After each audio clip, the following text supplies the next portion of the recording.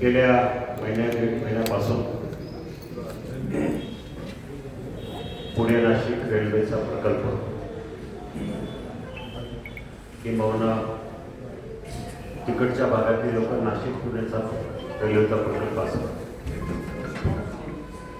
या संदर्भामध्ये वेगवेगळ्या प्लॅटफॉर्मवरून चर्चा, सोशल मीडिया,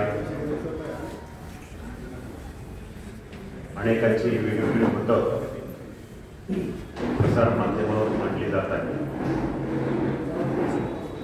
बरीचशी लोक अशीही आहेत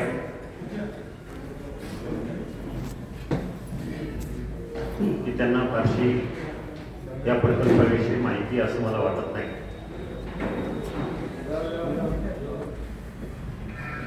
मुळात हा रेल्वे प्रकल्प कसा, कुठून, कुणी त्याची संकल्पना मांडली या खोलात जाणं सुद्धा तेवढंच गरजेचं आहे. साधारण 15-20 दिवसापूर्वी लोकसभेमध्ये आपल्या भागाच्या खासदारांनी प्रश्न विचारला आणि त्यावर रेल्वे मंत्री श्री वैष्णव यांनी त्यांचं उत्तर दिलं आणि हा मार्ग कुठल्या रूटनं जाणार, कसा जाणार या संदर्भात माहिती झाली. तसं बघायला गेलं तर ही काही माहिती नव्यानं आली अशातला भाग नाही.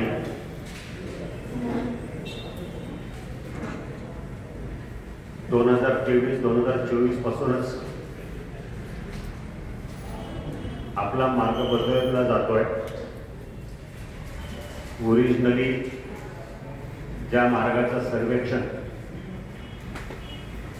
मी स्वतः पुण्यावरून नाशिक बाय रोड प्रवास करून रेल्वेच्या सर्वे करणारी टीम त्यांच्याबरोबर प्रवास केला 10 दिवस. त्याला PECT सर्वे होता. प्रिलिमिनरी पुढं काहीतरी असं आहे, तो सर्वे आहे. सर्वे मध्ये बदल झालाय, पण का झाला, कसं झाला, त्या पाठीमागची कारण काय ते अजून कुणालाही कसल्याही परिस्थितीमध्ये लोकांना फारशी माहिती असं मला वाटत नाही. पण एक मात्र खरं, आपल्या भागातल्या जनतेला अगदी पुण्यापासून अगदी गोट्यापर्यंत सगळ्यांना माहिती आहे, सगळ्यांना कल्पना आहे की असा रेल्वे मार्ग आपल्याकडे होता.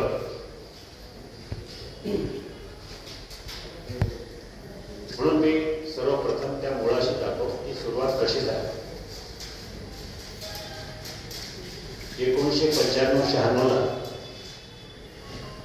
सुरेश करमाडे जेव्हा खासदार होते, त्यांच्या खासदारकीच्या काळामध्ये त्यांनी एक प्रश्न उपस्थित केला होता लोकसभेमध्ये रेल्वे बजेटच्या भाषणात.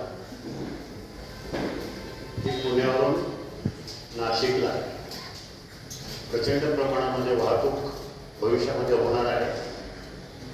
शेतीमालाची देवाणघेवाण मोठ्या प्रमाणात होणार आहे आणि म्हणून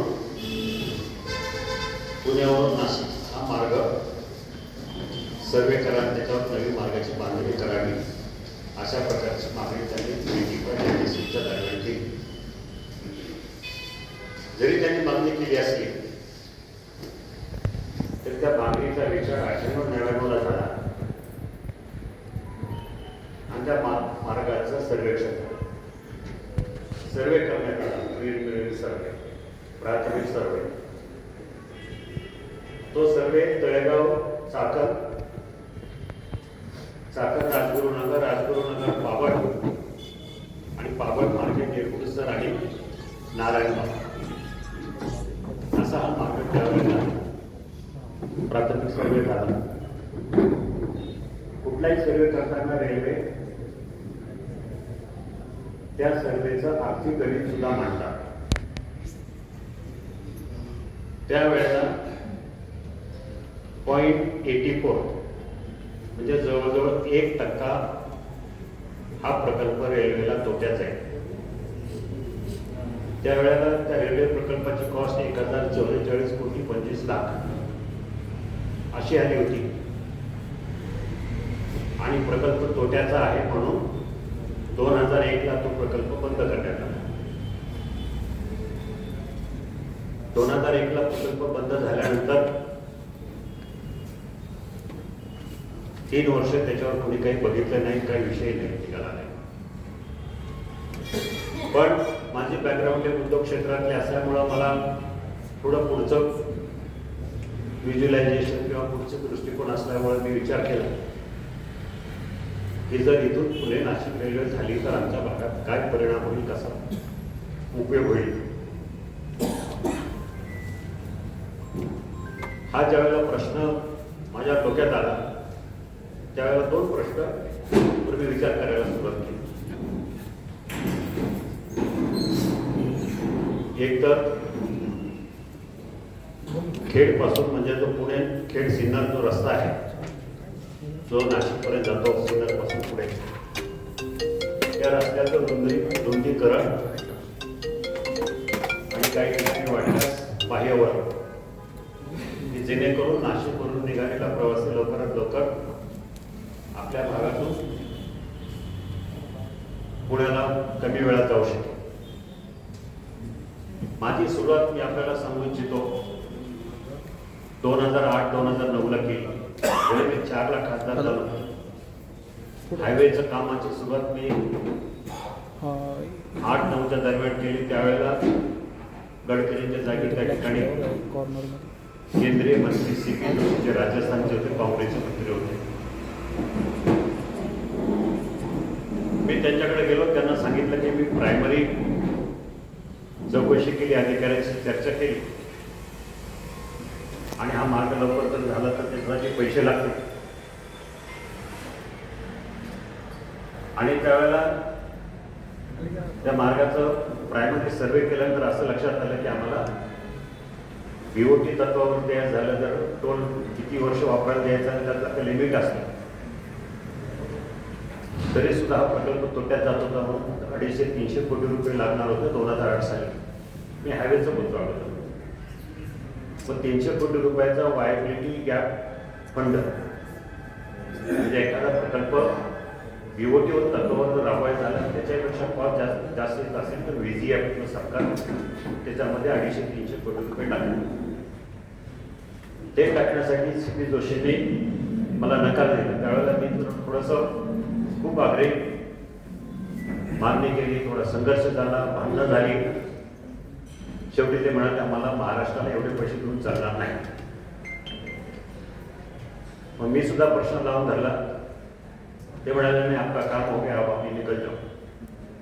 मी त्याच्या ऑफिसवरून बाहेर पडायला तयार नव्हतो. मी मांडी घालून म्हटलं सुरुवात असतो जोपर्यंत या प्रकल्पाचं मला तुम्ही सांगणार नाही तोपर्यंत मी इथून उठणार नाही. त्या मंत्र्याला शेवटी मला तिथून उठवण्यासाठी मार्शलला बोलवावं लागलं. 2-3 मार्शल त्यांनी सिक्युरिटीवाल्याला बोलवलं की यांना बाहेर करून. मग तिथं काही खासदार होते राजस्थानचे. त्या परिसरातल्या खासदारांनी सांगितलं की मी महाराष्ट्राचे MP है, शिवसेना के MP, अगर आप रोके तो हाउस में धांधली हो जाएगी. म्हणून त्यांनी मला सांगितलं ठीक आहे आपण 4 दिवसांना परत भेटू.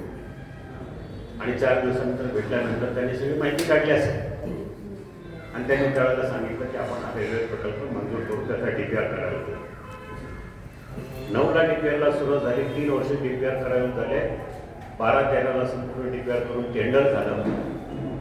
14ला वर्क ऑर्डर निघाली. त्यावेळेला नेमके नितीन गडकरी त्या खात्याचे मंत्री.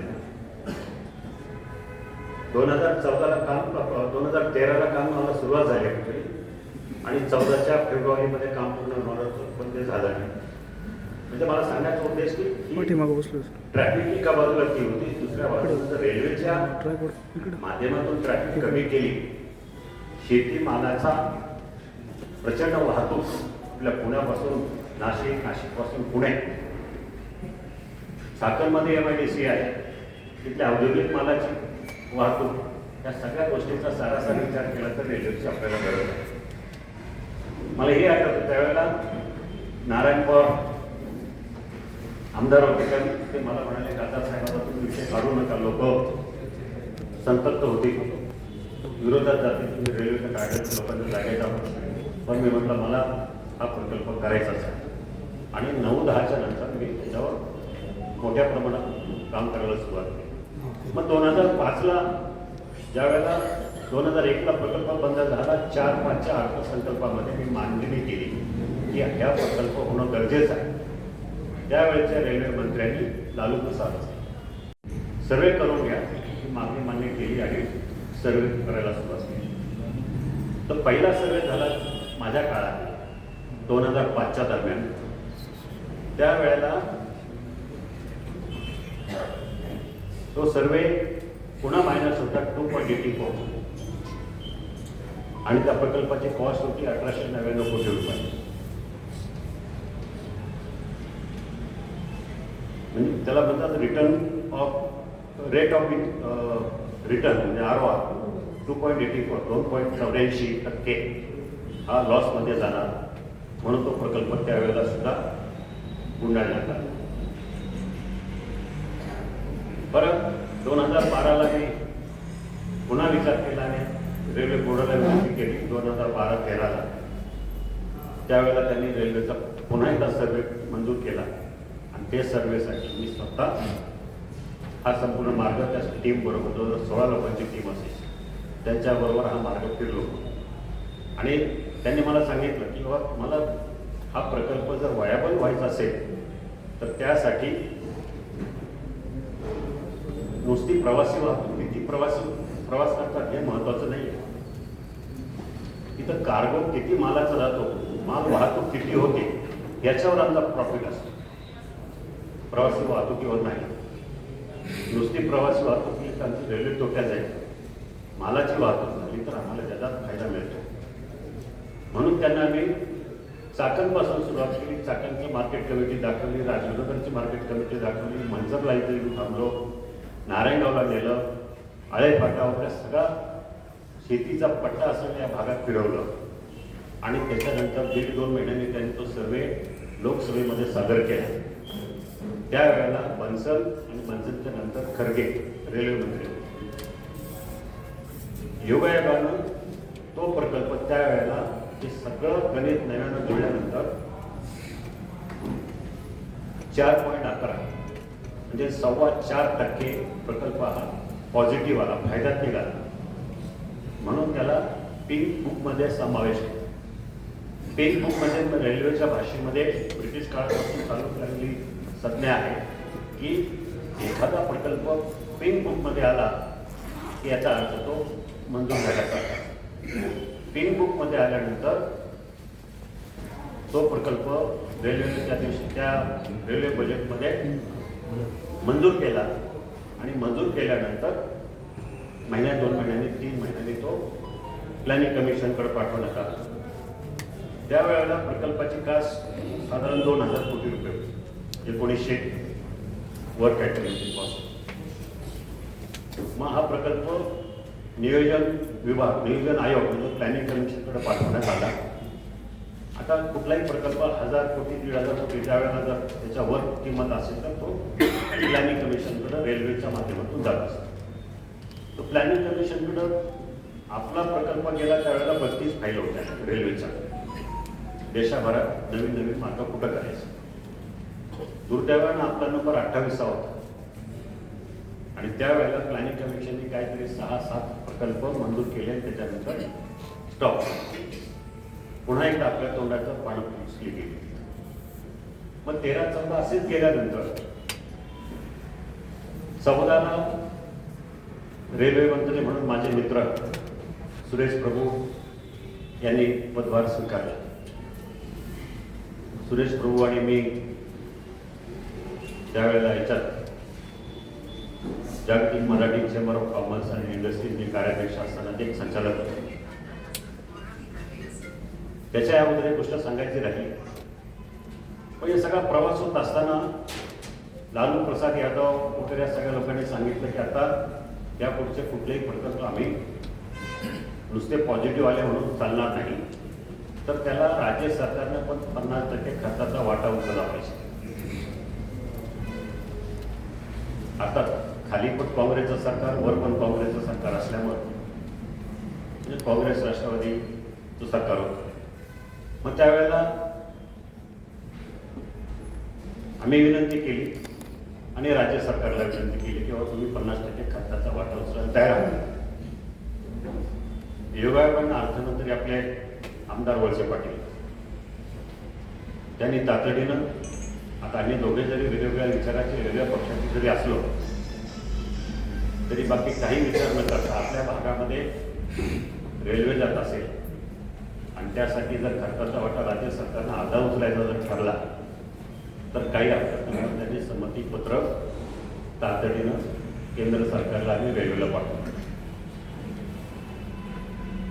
मग सुरेश प्रभू पुन्हा एकदा म्हणजे 2014ला सुरेश प्रभू झाल्यानंतर 2015च्या बजेटमध्ये काही मला यश मिळालं नाही, परंतु 2016च्या बजेटमध्ये मी पुन्हा मागणी केली आणि सुरेश प्रभूंनी त्या प्रकल्पावर शॉर्ट सर्वे करायला लावला की यापूर्वी 2-3 सर्वे झाले, तर लेटेस्ट सर्वे जो 2018-12चा आहे त्याच्यावर थोडेफार चेंजेस करा, जे काही एस्केलेशन असेल आणि त्याप्रमाणे प्रपोजल सादर करा.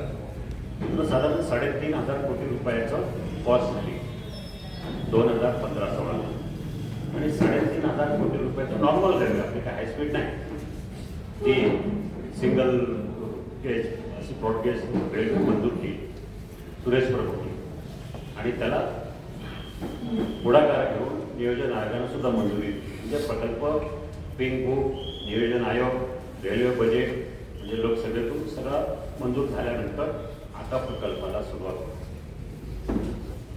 2016, 2017, 2018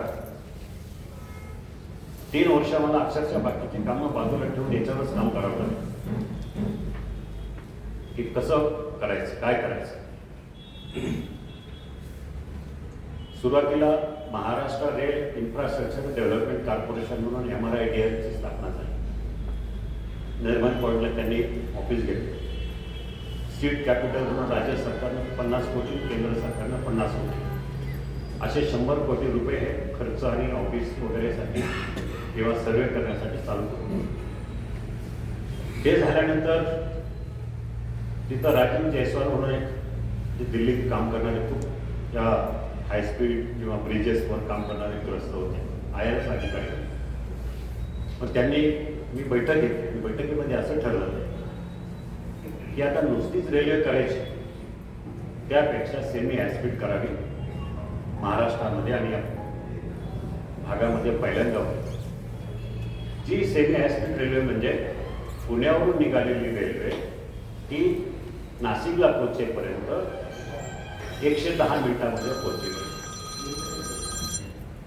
त्याप्रमाणे सर्वे करायला सुरुवात केली. आता पूर्वीचा जो सर्वे तळेगावपासून रेल्वे चालू होणार होती, चाकणला येणार होती, परंतु हायस्पीड असल्यामुळं त्यांनी सुरुवात केली हडपसरपासून. मग हडपसर, मांजरी आणि पुढे वाघोली, केसनंद वगैरे, लोणीकंद या भागातून आळंदीतून कडाचीवाडीतून राजगुरुनगर असा हा रूट त्यांनी सिलेक्ट केला. त्या दरम्यान माझ्यावर टीका करण्यात आली की मी निर्गुण सरांनी पावलं जाणूनपूर्वक टाळलं. तसं काही नव्हतं की हायस्पीडचा जो प्रकल्प होता त्यांना त्या दृष्टीने वायबल व्हावा म्हणून तसा तो करण्यात आला होता. मग हा प्रकल्प हे रूट सगळं फ्रीज केलं आणि मग कामाला सुरुवात झाली. हे करता करता 2019 साल होता. माझ्याकडून माझ्या बाजूने प्रकल्पाची सगळी कार्यपूर्तता ती पूर्ण झाली होती. फाईल पूर्ण आता फक्त राज्याची मान्यता आणि केंद्राची मान्यता करून त्याच्यावर सही करायची होती. आणि दुर्दैवाने माझा पराभव झाल्यानंतर सुद्धा माझा हे चालूच होतं. पण 2019 ते 2025-26 आता 7 वर्षामध्ये मी जे काही कष्ट केले होते इतके वर्ष, त्याच्यातून फाईल इथून ह्या टेबलवर सुद्धा गेली नाही. रेल्वेत भाषणं झाली, सभांमध्ये भाषणं झाली, प्रचार झाला, पण रेल्वे मात्र झाली नाही, फाईल मात्र आली नव्हती. मला कोणावर टीका करायची नाही, परंतु 6-7 वर्ष त्याला वालीच त्या प्रकल्पाला त्या फाईलला कोणी नसल्यामुळं माझी खासदार म्हणून किती काम करू शकतो त्याला पण मर्यादा आहे. पण दुर्दैवानं त्या प्रकल्पापुढं हलवण्यासाठी काही करता आलं. आणि आता गेल्या आठवड्यामध्ये किंवा त्याच्या अगोदर कळालं की हा प्रकल्प पूर्णपणे चेंज करण्यात आला. मी ज्यावेळेला मंजुरी करून ठेवली होती त्यावेळेला 13,096 कोटी 13,096 करोड, त्यातले 250 कोटी रुपये 2,500 कोटी रुपये राज्य सरकार, 2,500 कोटी रुपये केंद्र सरकार, असे 5,000 कोटी आणि 8,000 कोटी बाजारातून उभे करायचे, काही कंपन्याकडून उभे करायचे. त्यापैकी चाकण MIDC मध्ये 2 कंपन्यांशी बोलून जवळजवळ 500 कोटी रुपये लोक द्यायला तयार पण झाले. पराभव झाल्यानंतर लँड ॲक्विजिशन चालू केलं, भूसंपादन चालू झालं. हडपसर त्या परिसरातून पुढे आल्यानंतर मांजरी, केसनन, लोणीकर याच भागामध्ये मोठ्या प्रमाणामध्ये भूसंपादन झालं. मांजरी जी गुल्याची मांजरी नाही, दुसरी जी मांजरी आहे ती मांजरी खुर्द, त्या ठिकाणी फक्त 5 हेक्टरला 180 कोटी रुपये भूसंपादनाला दिले. एकाच गावात 5 हेक्टर जमीन 180 कोटी रुपये, म्हणजे जवळजवळ 32 ते 35 लाख रुपये गुंठ्याला गेले आणि भूसंपादन करत आहे.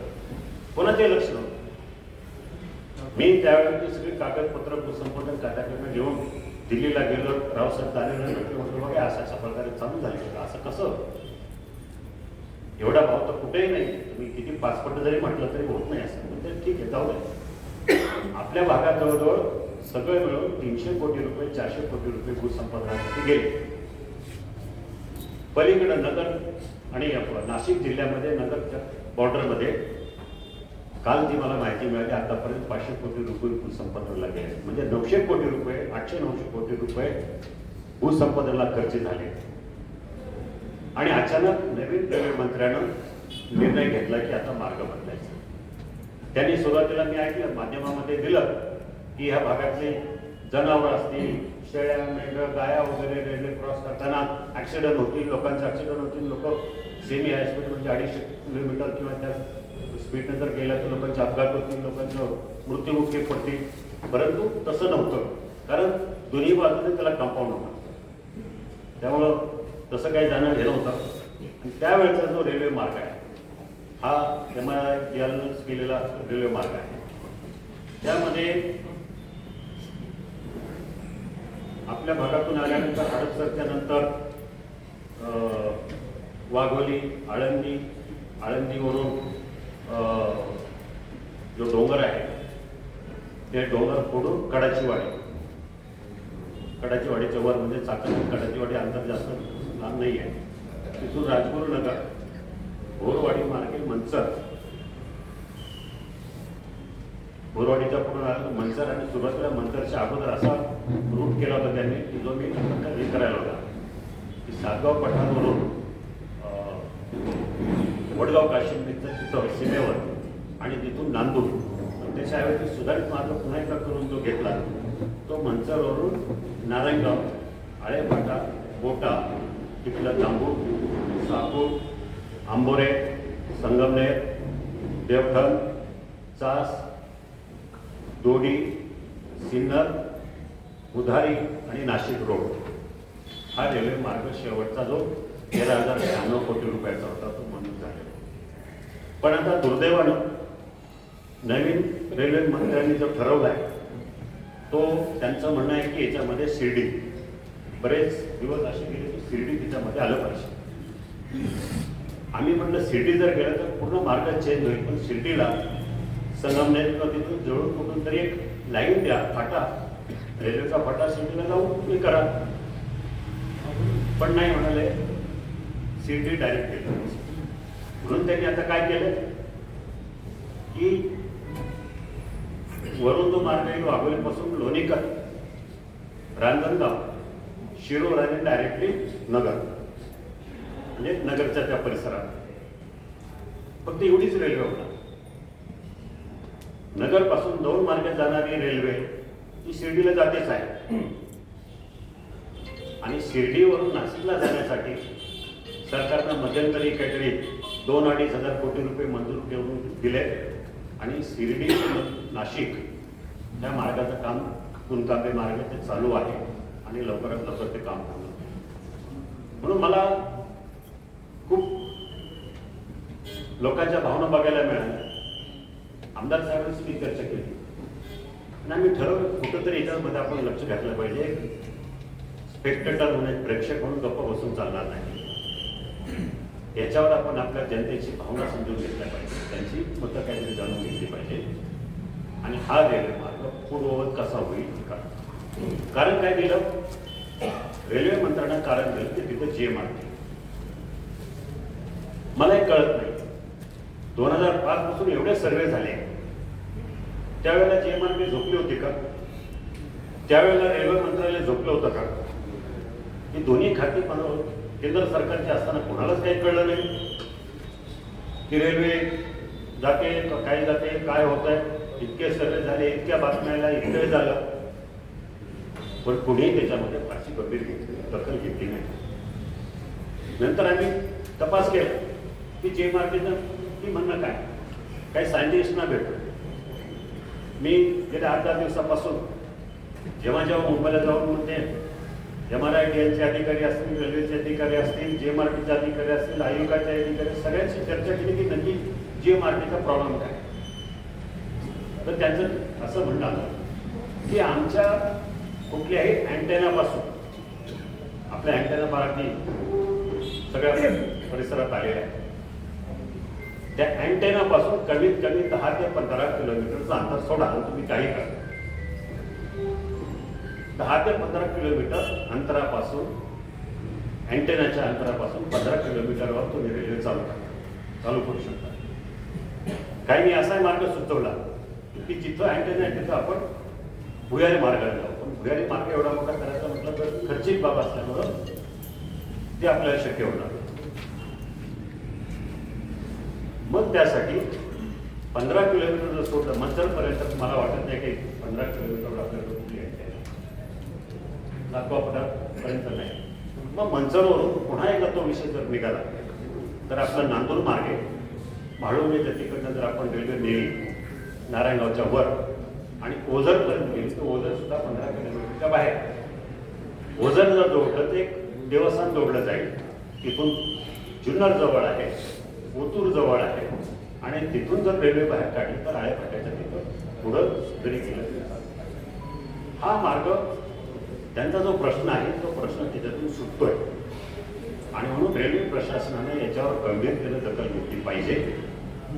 मी आपल्या समक्ष आमदार साहेबांशी माझी या विषयावर सविस्तर चर्चा झाली. आपल्या काही पत्रकार बांधवांची पण चर्चा झाली आहे. आता याच्यात करायचं, आज आपल्या सगळ्यांची मत आम्ही जाणून घेणार. आमदार साहेब त्यांचं मार्गदर्शन करतात. पण मला जे वाटतंय, माझ्या मनात जे आहे की ती पहिली सुरुवात आम्हाला अशी केली पाहिजे की राज्याचे मुख्यमंत्री, आपले पालकमंत्री आणि एकनाथ शिंदेच्या तिघांच्या बरोबर आम्ही एक बैठक घ्यावी, संयुक्त बैठक आहे. भले 15 मिनिटं आम्ही एक्सप्लेन करू की आम्हाला हा मार्ग कसा GMRTला धोकादायक नाही आणि हा मार्ग कसा सोयीस्कर आहे. ज्या वेळेला खेड घाटातून बोगद्यातून रेल्वे निघत होती आणि ती सातगाव पठाराला पेठच्या तिथून बाहेर पडत होती, हा एवढा मोठा 6 किलोमीटरचा बोगदा मी करायला तयार होतो. त्या 13,096 कोटी रुपयामध्ये तो इन्क्लुडेड आहे. मग पुढं समजा आम्हाला या मार्गे जर जावं लागलं तर मंचरपासून पुढे नांदूरपासून, म्हाळुंग्यापासून पुढं वारवळच्या अलीकडं आणि ओझरकडं जर जायचं ठरलं तर त्याला कुठलीही अडचण येणार नाही असं मला स्पष्टपणे वाटतं. आणि म्हणून एकदा राज्य सरकारकडनं हा प्रस्ताव त्यांच्या मदतीनं, मुख्यमंत्र्यांच्या मदतीनं आमदार साहेबांनी लक्ष घातलं, आम्ही सगळ्यांनी लक्ष घातलं तर दिल्लीला जाऊन रेल्वे मंत्री वैष्णव असतील किंवा देशाचे पंतप्रधान नरेंद्र मोदी असतील यांना समजून सांगणं आमचं कर्तव्य आहे की मुळात ह्या रेल्वे प्रकल्पाला जन्म दिला तो जुन्नर, आंबेगाव आणि खेड ह्या शेतकऱ्यांच्या गरजेपोटी. ही गरज होती म्हणून तिथूनच जन्म झालेला आहे या प्रकल्पाच्या सुरुवातीला, उगमच तिथून झालाय. मग आता ते बिघडून कुठेतरी दुसऱ्या मार्गाने, आता जो रेल्वेनं प्रस्तावित केलेल्या मार्गाने जर आपण नाशिकला जायचं म्हटलं तर 4-4.25 तास जाते आणि ह्या मार्गाने 2 तास जाते. म्हणून आपल्या सगळ्यांना गरजेचं आहे सरकारला पटवून देणं, पंतप्रधानांना पटवून देणं, जनतेला पटवून देणं की आम्ही काम करतोय, आमच्यासाठी एक काम. काही लोक म्हणतील तुम्ही शिरूर का नाही करता, ठीक आहे ना, मग आम्ही इथून सुद्धा आपण कनेक्शन देऊ शकतो, ज्या मार्ग जोडला जाणार आहे. काही ठिकाणी जिथे वाटतंय की काही गोष्टी कव्हर करायच्या तर असे फाटे पण रेल्वेमध्ये त्यांनी प्रपोज करता येऊ शकतो. त्या गोष्टी मला आपल्या सगळ्यांच्या कानावर घालायच्या होत्या. खरं म्हणजे मला यासाठी वाईट वाटतंय की 15 वर्ष माझ्या कारकिर्दीमध्ये कोणी मागितली नव्हतं ते रेल्वे करा. कोणाच्या स्वप्नात नव्हतं, कोणाच्या मनात नव्हतं की या भागातून रेल्वे झाली पाहिजे. पण ते मला वाटलं माझी जबाबदारी होती खासदार म्हणून, या भागाचा विकास करण्याची जबाबदारी होती म्हणून तो प्रकल्पावर मी खूप काम केलं. आणि आता त्याचा अशा प्रकारची अवस्था होत असेल तर कुठंतरी दुर्दैवी गोष्ट आहे. आणि अजून एक दुर्दैवी गोष्ट यासाठी मला वाटते की 15 वर्ष सगळं काय यांना शिजून ठेवलं आणि ते तिथंच राहिलं, तसंच राहिलं. त्याला जबाबदार कोण, हा सुद्धा एक प्रश्न मला या ठिकाणी येतो. एवढंच मला या ठिकाणी आपल्याशी बोलायचं होतं म्हणून मी आज आपल्या सगळ्यांना विनंती केली, आमदार साहेबांना विनंती केली. त्यांचे सुद्धा अनुभव, त्यांनी सुद्धा अनेक वेळा अजितदादा असतील, मुख्यमंत्री असतील, त्यांचं मंत्रिमंडळ असेल, त्यांच्या सुद्धा अनेक बैठका रेल्वे मंत्रालयाच्या लोकांबरोबर झालेल्या आहेत. जेव्हा जेव्हा ते दिल्लीला गेले किंवा जेव्हा जेव्हा मंत्रालयामध्ये बैठका झाल्या त्यावेळेला आवर्जून आपल्या विभागाचे आमदार त्या ठिकाणी उपस्थित होते. त्यांनी सुद्धा त्यांची मतं मांडलेली आहे. मला आशा आहे हा प्रकल्प आज तरी वाटतं आपल्याला आपल्या हातातून गेला आहे, पण तसं आपण सगळ्यांनी जर लढा दिला, आपण सगळ्यांनी जर ताकद लावली तर हा प्रकल्प पुन्हा एकदा आपण जो रूप ठरवला त्या रूप होईल. आणि तसं जर होत नसेल तर आपल्याला रस्त्यावर लावावं लागेल. पण त्याच्यासाठी आम्ही सहनशील मार्ग अवलंबायचा प्रयत्न करतोय. आंदोलनाच्या अगोदर राज्य सरकार आणि केंद्र सरकार दोघांनी यांची बाजू पटवून देऊ, एवढीच या ठिकाणी मी आपल्या समोर विनंती करतो आणि थांबतो. धन्यवाद. जय हिंद, जय भारत.